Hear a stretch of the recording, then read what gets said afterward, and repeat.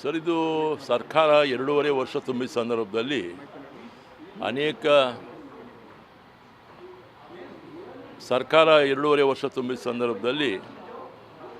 ಅನೇಕ ಹಿರಿಯ ಶಾಸಕರುಗಳು ಯಾರು 3ನೇ ಬಾರಿ 4ನೇ ಬಾರಿ 5ನೇ ಬಾರಿ ಶಾಸಕರಾಗಿದ್ದಾರೆ. ನಾವೆಲ್ಲರೂ ಕೂಡ ಬೆಂಗಳೂರಿನ ಒಂದು ಖಾಸಗಿ ಸ್ಥಳದಲ್ಲಿ ನಾವೆಲ್ಲರೂ ಕೂಡ ಸೇರಿ ಚರ್ಚೆ ಮಾಡಿದ್ವಿ. ನಮ್ಮದು 1 ಪಾಯಿಂಟ್ ಪ್ರೋಗ್ರಾಮ್ ಸರ್. ಹಿಂದೆ ಸರ್ಕಾರ ರಚನೆಯ ಸಂದರ್ಭದಲ್ಲಿ ನಮ್ಮ ಪಕ್ಷದ ಹಿರಿಯರು 2.5 ವರ್ಷ ನಂತರ ರೀಶಫಲ್ಗೆ ಅವಕಾಶ ಮಾಡಿಕೊಡ್ತೀವಿ ಅಂಥೇಳಿ ಎಲ್ಲರೂ ಕೂಡ ತಿಳಿಸಿದಂಥ ವಿಚಾರವನ್ನು ಮುಂದಿಟ್ಟುಕೊಂಡು ನಾವು ಸಮಾಲೋಚನೆ ಮಾಡಿದ್ವಿ. ಆ ಪ್ರಕಾರ ನಾವು ದೆಹಲಿಗೆ ಹೋಗಬೇಕು ಅನ್ನೋ ಮುನ್ನ ಹಿಂದೆ ಬಿಫೋರ್ ಸ್ಟೇಟ್ ಅಸೆಂಬ್ಲಿ ಮನೆ ಮುಖ್ಯಮಂತ್ರಿಗಳು ಕೂಡ ಭೇಟಿ ಮಾಡಿದ್ವಿ. ಅವರಲ್ಲೂ ಕೂಡ ಇದನ್ನು ಗಮನ ತಂದಿದ್ದೀವಿ. ಅವರು ಒಂದೇ ಮಾತು ಹೇಳಿದ್ದು, ಹೈಕಮಾಂಡ್ ಗಮನಕ್ಕೆ ತಂದು ಹೈಕಮಾಂಡ್ ತೀರ್ಮಾನದಂತೆ ಮುಂದುವರಿತೀನಿ ಅಂತಕ್ಕಂಥದ್ದು. ಹಾಗಾಗಿ ಇವತ್ತು ನಾವೆಲ್ಲರೂ ಕೂಡ ನಿನ್ನೆ ದಿವಸ ಸಂಜೆ ಬಂದಿದ್ವಿ. ಒಟ್ಟು 30ಕ್ಕೂ ಹೆಚ್ಚು ಶಾಸಕರುಗಳು ನಾವು ಈ 3, 4, 5ನೇ ಬಾರಿ ಶಾಸಕರಾಗಿರ್ತಕ್ಕಂಥವ್ರು ನಾವು ಇದ್ದೀವಿ. ಇವತ್ತು ನಾಳೆ ಅಂಬೇಡ್ಕರ್ ಜಯಂತಿ ಇರೋ ಪ್ರಯುಕ್ತ ಎಲ್ಲರೂ ಕೂಡ ಬರಲಿಕ್ಕೆ ಸಾಧ್ಯ ಆಗಿಲ್ಲ. ನಾನು ಕೂಡ ಇವತ್ತು ವಾಪಸ್ ಹೋಗ್ತೀನಿ. ಯಾಕಂದ್ರೆ ನಾಳೆ ಅಂಬೇಡ್ಕರ್ ಜಯಂತಿಯಲ್ಲಿ ನಮ್ಮ ಭಾಗದಲ್ಲಿ ನಮ್ಮ ಕ್ಷೇತ್ರದಲ್ಲಿ ನಾನು ಭಾಗವಹಿಸಬೇಕಾಗಿದೆ. ಮತ್ತು ಈಗ ವಿಶೇಷ ಅಧಿವೇಶನವನ್ನು ಕೇಂದ್ರ ಸರ್ಕಾರ ಕರೆದಿದೆ. ಆ ಸಂದರ್ಭದಲ್ಲಿ ಎಲ್ಲರೂ ಕೂಡ ದೆಹಲಿಯಲ್ಲಿ ಇರೋದ್ರಿಂದ ಆ ಸಂದರ್ಭ ಮತ್ತೊಮ್ಮೆ ಬರುವಂಥ ಅವಕಾಶ ನಮಗಾಗುತ್ತೆ. ಇವತ್ತು ಸಂಜೆ ಮಾನ್ಯ ಮಲ್ಲಿಕಾರ್ಜುನ ಖರ್ಗೆ ಸಾಹೇಬರು ಬೆಂಗಳೂರಿನಿಂದ ಇಲ್ಲಿ ಬರಲಿದ್ದಾರೆ ಅಂತ ಹೇಳ್ತಾ ಇದ್ದಾರೆ.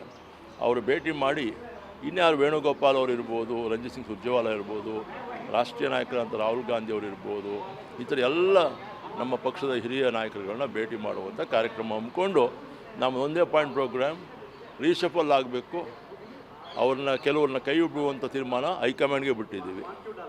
ಬಟ್ ನಮ್ಮ ಬಂದಿರತಕ್ಕಂಥವ್ರು ಎಲ್ಲ ನಾವೇ ಆಗಬೇಕು ಅಂದರೆ ಎಲ್ಲರಿಗೂ ಅವಕಾಶ ಸಿಕ್ಕಲ್ಲ. ಹಾಗಾಗಿ ಹೈಕಮಾಂಡ್ ತೀರ್ಮಾನಕ್ಕೆ ಬಿಟ್ಟಿದ್ದೀವಿ. ಇರುವಂಥವ್ರ ಪೈಕಿನಲ್ಲಿ ಒಂದು ಕಡೆ ಜಾತಿ ಪ್ರಾತಿನಿಧ್ಯಗಳು, ಒಂದು ಜಿಲ್ಲಾ ಪ್ರಾತಿನಿಧ್ಯಗಳು ನೋಡಿಕೊಂಡು ಅವಕಾಶ ಮಾಡಿಕೊಡಿ ಅಂತ, ಇದು ನನ್ನ ಅಭಿಪ್ರಾಯ. ಇವತ್ತು ನಾವು ಕರ್ನಾಟಕ ರಾಜ್ಯದಿಂದ 3ಕ್ಕೂ ಹೆಚ್ಚು ಬಾರಿ ಗೆದ್ದಿರ್ತಕ್ಕಂಥ ಸುಮಾರು 40 ಶಾಸಕರು ಸಭೆ ಸೇರಿದ್ವಿ. ನಿನ್ನೆ ನಾವು 30 ಜನ ಇಲ್ಲಿ ಬರಬೇಕು ಅಂತ ಹೇಳಿ 30 ಜನ ಕೂಡ ಟಿಕೆಟನ್ನು ಬುಕ್ ಮಾಡೋರಿದ್ವಿ. ಆದರೆ ಇವತ್ತು ನಮಗೆ 18 ಜನ ಇಲ್ಲಿ ನಾವು ಬಂದಿದ್ದೇವೆ. ಇನ್ನೂ 6 ಜನ ಬರೋರಿದ್ದಾರೆ. ಸಂಜೆ ಒಳಗಡೆ ಸುಮಾರು 25 ಜನ ನಾವಿಲ್ಲಿ ಸೇರಿ ಇವತ್ತು ನಾವು ಏನು ಕರ್ನಾಟಕ ರಾಜ್ಯದಲ್ಲಿ ಮುಖ್ಯಮಂತ್ರಿ ಸಿದ್ದರಾಮಣ್ಣವರ ಸರ್ಕಾರದಲ್ಲಿರ್ತಕ್ಕಂಥ ಕೆಲವು ಮಂತ್ರಿಗಳನ್ನು ಕೈ ಬಿಡಬೇಕು. ಏಕೆಂದರೆ 2023ರಲ್ಲಿ ಸರ್ಕಾರ ರಚನೆ ಮಾಡಬೇಕಾದಾಗ ನಮ್ಮ ರಾಷ್ಟ್ರೀಯ ಅಧ್ಯಕ್ಷರಾಗಿರ್ತಕ್ಕಂಥ ಗೌರವಾನ್ವಿತ ಮಲ್ಲಿಕಾರ್ಜುನ ಜಿ ಸಾಹೇಬರು, ಮುಖ್ಯಮಂತ್ರಿಗಳಾಗಿರ್ತಕ್ಕಂಥ ಸಿದ್ದರಾಮಣ್ಣ ಸಾಹೇಬರು, ನಮ್ಮ ಕರ್ನಾಟಕ ರಾಜ್ಯದ ಕಾಂಗ್ರೆಸ್ನ ಅಧ್ಯಕ್ಷರಾಗಿರ್ತಕ್ಕಂಥ DK ಶಿವಕುಮಾರ್ ಜಿ ಅವರು, ನಮ್ಮ AICC ಕಾರ್ಯದರ್ಶಿ ಆಗಿರ್ತಕ್ಕಂಥ ವೇಣುಗೋಪಾಲ್ ಜಿ ಅವರು, ಕರ್ನಾಟಕ ಇನ್ಚಾರ್ಜ್ ಆಗಿರ್ತಕ್ಕಂಥ ಸುರ್ಜೇವಾಲಾ ಅವರು ನಮ್ಮ ಮಾತು ಕೊಟ್ಟಿದ್ದರು.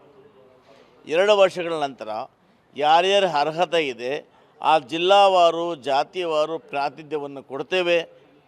ಎಲ್ಲ ಭಾಗಗಳಲ್ಲಿ ಈ ಮೊನ್ನೆ ಕೂಡ 2028ಕ್ಕೆ ಕಾಂಗ್ರೆಸ್ ಸರ್ಕಾರ ವಾಪಸ್ ಪಡೋದಕ್ಕೆ ಶಕ್ತಿಯನ್ನು ಕೊಡ್ತೇವೆ ಅನ್ನೋ ಮಾತನ್ನು ಹೇಳಿದರು.